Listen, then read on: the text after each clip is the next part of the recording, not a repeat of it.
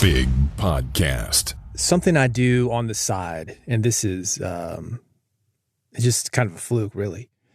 Several years ago, I was doing a neighborhood project. I was trying to get more trees in the neighborhood, like street trees, people to plant trees, try to get our oxygen levels up so we can breathe better. And anyway, I got in on some neighborhood organizations, and eventually some guy's like, hey, do you want to run this, which is a Facebook group and moderating a next door group. All right. So fast forward to today, several years later, and I have become very aware of how whenever there's a neighborhood issue, you've got people, they act as one thing, like residents or concerned citizens or whatever, but there's more to the story. They're a real estate agent or a developer, or they've got a business in the neighborhood. My point is, when you're taking advice from someone, having a conversation with someone, whether it's about a neighborhood issue or something like podcasting, there are a lot of people with a dog in the fight that are not letting you know they've got a dog in the fight. We're going to talk a little bit more about that because there is some bad advice when it comes to podcasting. Always check the sources. Who's it coming from? Again, we'll be diving into it in this episode. It's Build a Big Podcast, a marketing podcast for podcasters. My name is David Hooper. BigPodcast.com is the website. My job is to help you do three things. One, grow your audience, get more people to your podcast, make money with your podcast. Also, make a podcast that matters. Man, we're not here for a long time. We're here for a good time, a productive time. Let's do something that's meaningful. As a podcaster, you've got an opportunity to do that. That is what this podcast is about, and that's what I do at BigPodcast.com. This episode is the audio edition of my weekly newsletter. It's called Big Podcast Insider. You can find it at newsletter.bigpodcast.com. This is issue number 239. This is what I'm talking about. Audio versus video. How to read more books. A lesson for podcasters. Betty White versus Bea Arthur. A lesson for podcasters. You know Betty White and Bea Arthur, the Golden Girls? I got some secrets. If you want to be president, how often should you publish your podcast? What do you think of my podcast? This episode of Build a Big Podcast is brought to you by Riverside.fm, a virtual studio that makes recording and editing of the highest quality possible accessible to anyone. You're going to look and sound your best. That's because Riverside records you, your guest, your co-host, anybody who's on your podcast locally. That means you're going to bypass poor or unstable internet connections, and you're going to get studio quality audio and video. One of the things I like about Riverside, maybe the best thing, is it's going to let you record your podcast, edit your podcast, do all the production, but it also helps you market your podcast. They've got something called AI Magic Clips. It goes through your long-form audio, finds the most interesting parts of that podcast, chops it up in social media posts, quotes, things that you can use to go out, market your podcast, bring people to that long-form podcast. Everything you need to record, edit, and market your podcast is at Riverside.fm. I want you to try it for free. This is the deal. You go there right now. Riverside.fm. They're going to give you a couple of hours. Check it out. Kick the tires. Look under the hood. Do an interview.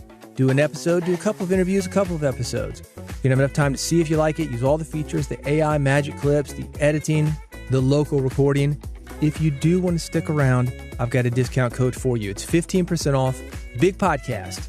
BIGPODCAST. That's Riverside.fm. Go there right now. Get the free account. Kick the tires. See how you like it. If you do, 15% off with the discount code Big Podcast. BIGPODCAST. All right, let's do this. I'm going from thing to thing to thing, all of them about podcasting. It can get a little bit confusing, so when I go from one thing to the next thing, you hear this. That's how you know. If you want more information, if you want links to the videos that I'm talking about, the audio, the photos. If you want to just see my written word, you can go to newsletter.bigpodcast.com, issue number 239. Ready? Audio versus video. This is what I'm talking about when I talk about a dog in the fight. And there's a big discussion going on right now in podcasting. Is video better? Is audio dead? A well-known podcasting expert, he recently moved to YouTube. And by that, I mean focusing just on YouTube. And he said this, he said, the growth of audio podcasting has peaked. That is not true. This guy's trying to sell you YouTube stuff. Of course he's going to say that. Is YouTube an opportunity? Yes, absolutely. But There are millions of people who either prefer audio-first content or in daily situations, such as driving a car, where audio-only content is the only entertainment option. And there's plenty of growth available to you. It doesn't matter if, in general, audio-first podcasting is not growing. You know what else isn't growing? LASIK. You know what else isn't growing? Disposable diapers. In general, everybody who needs vision correction, they have already done LASIK. In general, everybody who wants to move from cloth diapers to disposable diapers, they have done so. There are still people who want vision correction. There are still nearsighted people, people with astigmatism, whatever, that want laser vision correction. And it doesn't mean that there are not babies being born with parents and caretakers who want the convenience of a disposable diaper. No, it's not growing like it did in the beginning when everybody was using cloth diapers and everybody and their brother had been waiting years and years and years for vision correction and it wasn't available, then it was. But that does not mean that there are not still a lot of people who have not taken the plunge. And the same is true for audio-first podcasting and audio-only podcasting. There are plenty of people in your market, people who are interested about what you are podcasting about, that are not aware of your podcast. Just because the general market is not growing does not mean that you cannot grow your podcast. So again, look who's telling you this. Most of the time, it's somebody who's selling you YouTube stuff or YouTube themselves. Oh, video is growing. Video is the way to do it. Yeah, you own YouTube, man. You're a video company. Of course you're going to say that. If you like audio-first podcasting, you're not the only one. If you want to keep producing audio-first podcast, there are people that want that content.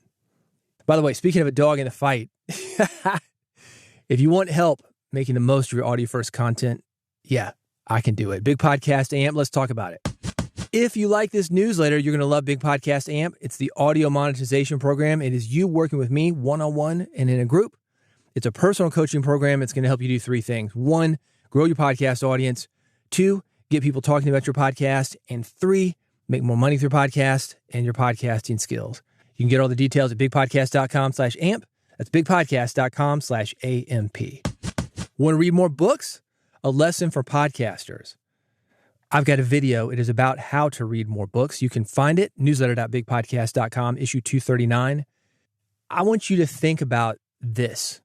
If you want somebody to do something, show them exactly what you want them to do. And that's what this guy did.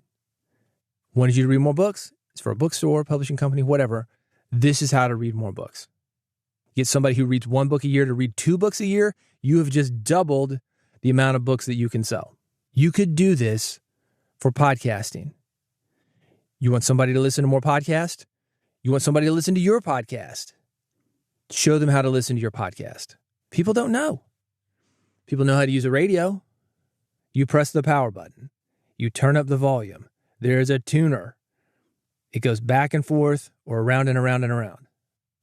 Very easy. Podcasting may be easy for you, but not for most people. They don't know how to. But it's easy if you know how to do it. And it can be easy for these people if you show them how to do it. By the way, this concept, showing people exactly what you want them to do. You want more subscribers for your podcast? Show them how to subscribe to your podcast. Make a video. Lay it out point by point. 1, go here. 2, click here. 3, do this. 4, do that. You want more reviews for your podcast? Same thing. Here's how to leave a review. Go here. Click here. Fill in this. Fill in that. A simple screen capture video could easily get you more views, get you more subscribers, get more people to podcasting in general. This is something that, no joke, you could do within the next 10 minutes. You want more thoughts on it? You want to see this How to Read More Books video? I've got them. Newsletter.bigpodcast.com, issue 239. Betty White versus Bea Arthur. A lesson for podcasters. Golden Girls. Remember that? Thank you for being a friend. Da-na-na-na. 3 friends and a mother living in a condominium in Miami. We're talking 30, 40 years ago. It's been a minute. Side note on the Golden Girls. We talk about making pitches easy. The Golden Girls pitch, Miami Nice. Miami Vice, a huge show at the time.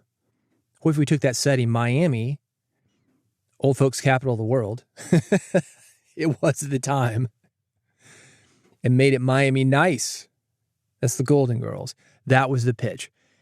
But the truth is, that was just the show. What was really happening behind the scenes, not so nice. the producers confirmed that Betty White and Bea Arthur, two actors on the show, they hated each other. They had an ongoing feud.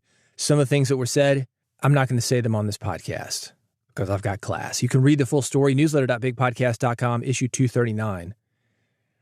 Here's why I bring this up. Working with somebody that you can't stand, especially on something as intimate as a podcast, that can be tough. But it's not impossible. If you're in a situation where you're working with somebody you can't stand and it's money or it's audience or prestige, I don't know. Not everybody's going to leave a situation like that, but you're in one for whatever reason. Let me give you some thoughts on that. The key to success is to focus on the project's goals rather than your personal differences. If you can set clear boundaries, communicate openly about roles and expectations, and keep conversations professional, you can make this happen. I see it all the time in the music industry. There are a lot of bands that on stage, everything looks great. They got banter, the back and forth, probably rehearsed. Off stage, separate buses. They don't talk to each other. Everything is communicated via attorneys. It's not easy to keep really what more or less is a marriage, sometimes with multiple people. Then it gets really difficult to keep those things together. But if you're both passionate about your show's success, if you've got that shared desire to want to do the show, you can often override your mutual annoyance. And these differences, not only can you override them, they can also be creative fuel. Sometimes a little friction, that's going to lead to better debates, sharper content, more authentic moments that listeners love. Not something like, oh, yeah, that's a great idea. Do you have any ideas? Here's an idea. Oh, man, that's a great idea too. We're just full of great ideas. I mean, sometimes people want a little tension. Tension, when you release it, that's what makes a funny joke. That's what makes a moment that people can feel. I'm not saying that you want to fake that. I'm not saying you even want to be in that situation. But if you are in that situation, you can work with it. By the way, if you are in that situation, I would love to hear your story. Or if you've got any thoughts about this, I'd love to hear your thoughts on that.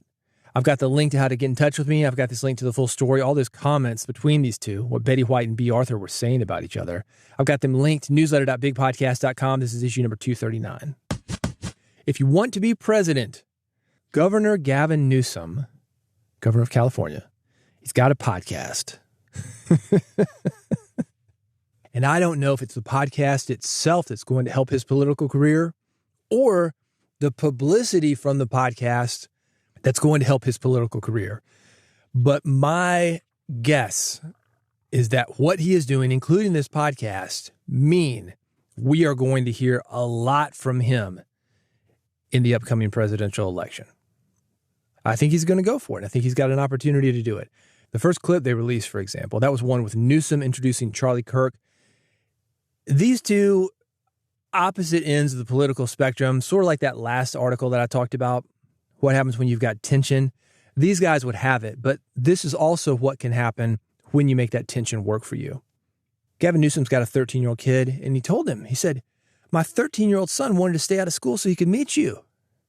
And this was the response from Kirk. He said, you canceled school for like 2 years. What's one more day? Do I need to explain that? 2020, COVID hit, schools were canceled. A lot of people on the right, by God, get those kids in school. We need them in school. The more liberal, left-leaning folks, no, we've got to figure this out. We don't want these kids getting sick. It's a funny soundbite. Here's my question. Will yet another Talking Head podcast with two middle-aged white guys sharing their feelings have staying power? I don't know. But it is a publicity opportunity. These moments of tension like I'm talking about, these sound bites, the stuff that's available to you on your podcast, that can be bigger than the podcast itself. So we'll see on this one. But still, a podcast is a great way to get your message out without the traditional big media filter. You don't have to run it up the flagpole. You don't have to go to editing. You don't have to even wait for it to get out to the world. You can hit publish, boom, it's done. It might be the thing that's going to keep Gavin Newsom in front of people. So if you want to be president, maybe you just want to make a living or spread a message. Podcasting, it's a good option. You want more thoughts on this? You want to hear that clip? Newsletter.bigpodcast.com. This is issue number 239. How often should you publish your podcast? These are questions that creative people think about. Actor, how many movies should you star in next year? Musician, how many records should you release? Songwriter, how many songs should you write? Maybe you, If you got a blog, how many times a week should you post your blog? Or how many times a week should you publish your podcast?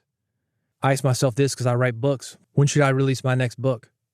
Here's what Seth Godin says. He says, a lot of stuff marketers make is unanticipated, impersonal, irrelevant junk that consumers merely tolerate. And I agree with that. That is certainly the way that it was when we had broadcast radio. But really, anything on a major media system, major labels, we listen to what they put out. These days, just like podcasting musicians, they can put out whatever they want. They can do it as often as they want to. It's an interesting discussion because we are right in the middle of it. We still have this major label system, major media system, still cranking out hits, still cranking out big, big media with big, big reach. And an example of this, you think about Fox News, it's in millions and millions of homes. A host, maybe Bill O'Reilly, gets sued for sexual harassment. They settle with somebody, boop, kick him off, put somebody else in, Tucker Carlson. Tucker Carlson has issues. He has a problem.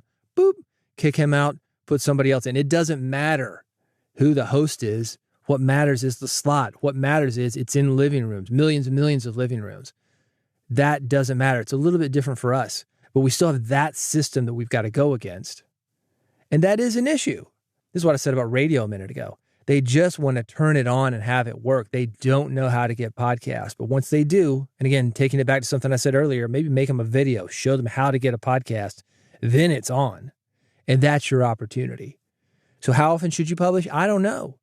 But you do want it to be good, and you do want it to be something that people will not just tolerate because they've got to work too hard to just tolerate what you do. This is not Fox. This is not a major television network in millions of houses. This is not big radio with a huge antenna. This is not network television. This is not a major label record that they're putting everywhere, all over the radio, all over magazines, however they're marketing music these days. It is not that. We do something different. People have to come to us. How often should you publish? That's up to you. I've got thoughts on it. Newsletter.bigpodcast.com. This is issue number 239. What do you think of my podcast? How many times have you asked somebody that? Hey, yeah, I just want to see what you think. Who are these people you're asking? Are they even experts? Oh man, just want to see what you think. It's common for podcasters to ask for an opinion. But what most people are looking for, and be honest with yourself, it's not an opinion. It's some version of, oh, your podcast is great. Oh, no, I wouldn't change a thing. Oh, I'm just going to subscribe right now. In fact, not only am I going to subscribe, I'm going to tell all my friends to subscribe. That's really what we want. We don't want somebody to give us critique. We want somebody to give us validation. And it's normal to want validation. It's normal to crave reassurance that your hard work is hitting the mark. Think of the vulnerability of putting out a podcast for a minute. It's tough, man. I'm sitting here in my 5x8 closet, 40 square feet where I am safe. I can say anything into this microphone. It goes into the system to never be heard unless I publish it. And at that moment, boom, vulnerability strikes. When you do publish it, sometimes you don't hear anything. Crickets, man. You start to wonder, do people just not like it? What's going on? And you attach that to, oh, if people didn't like the podcast, they don't like me. So we look for validation. And I got it. I get it. I'm saying you should own that. It's not unique to podcasting, by the way. It's human nature to seek approval, especially when you've invested time and passion into something. You know this because we put a lot more time into our podcast than people realize. Right now, 27:15. That's the time of the raw audio that I'm recording. Give me a time check, Big Podcast Supercomputer. This is the Big Podcast Supercomputer with a courtesy time check. The current time is 19 minutes and 3 seconds. Approximately 11 minutes and 45 seconds of the raw audio has been removed. There you go. A lot gets cut out. Chopping it out, it doesn't just happen. Planning it doesn't just happen. Writing episode notes, it doesn't just happen. All this stuff takes time. So we're putting a lot of time, a lot of energy, a lot of effort, a lot of emotion, blood, sweat, and tears into our podcast, and we want something in return. That is normal. Own it. It's okay to ask people what they think, but when you do, don't just chase the applause. When that happens, you're going to miss out on the honest insights that can actually make your podcast better. The real growth, and I'm talking about you as a person, but I'm also talking about the growth of your podcast. That comes from listening to what's said when you ask for an opinion, not just taking the parts that you want to hear. I'm going to finish up with this. I know a couple, male and female. They go to the heart doctor, and there's some kind of heart test. I don't know. It says babies start at 0, and then as you get older, things get clogged up, and your heart gets stressed out, and the number increases. And if you were maybe to get 100, let's say, that's considered a lower number from somebody who's 50 or 60 years old. It's a male-female couple. The man gets an 800 something on the test. Boom! We're out ready to blow, baby. He's going to stroke out here any minute. No. There's got to be some kind of mistake. No, that must be my wife's. They must have mixed the results up. No, they didn't mix the results up. No. Just because you go to the doctor, you got appointments. No, they're not mixing results up. There's ways to keep track of that stuff, man. You just didn't want to hear it. And that's what we do as podcasters. No. We make excuses. No, that was mixed up. It's important to look at the reality. But the reality, taking that feedback, that's what's going to make you better. It's really not as bad as you think. More thoughts on this? You want to see the joke I've attached to it? I've got it. Newsletter.bigpodcast.com, issue number 239. Hey, thanks for listening to Build a Big Podcast. I'm here every week. I've got a newsletter. Have I mentioned it? Newsletter.bigpodcast.com. I'm there via email every Friday morning, New York City time. So whether you like the audio or you like the written word, I got you covered, man. Everything at bigpodcast.com. If you want to subscribe to this podcast, make sure you never miss an episode. That is available to you too. Bigpodcast.com. Go there now. I've made it very easy for you to subscribe. Let's take it back to what I was saying. If you want people to subscribe, you got to make it easy on them. And you can find that at bigpodcast.com. I've got a page. Steal it. It's a one-click method, whether you've got an iPhone, an Android, you want an RSS feed that makes it very easy for people to subscribe. Take it, man. I mean, change it up. Put your podcast in there instead of mine. But feel free to take that, use it as your own. You'll find that at bigpodcast.com. And if you want to work with me one-on-one and in my group of other podcasters that are working just as hard as you are, the podcasters who believe in audio-first content are growing their audiences and would love to have you in there working on your audience as well. You can find that at bigpodcast.com/amp. That's bigpodcast.com/AMP. Thank you again for listening to Build a Big Podcast, and I will see you on the next episode. Betty White versus Bea Arthur. Betty White versus Bea Arthur. Arthur. Damn it.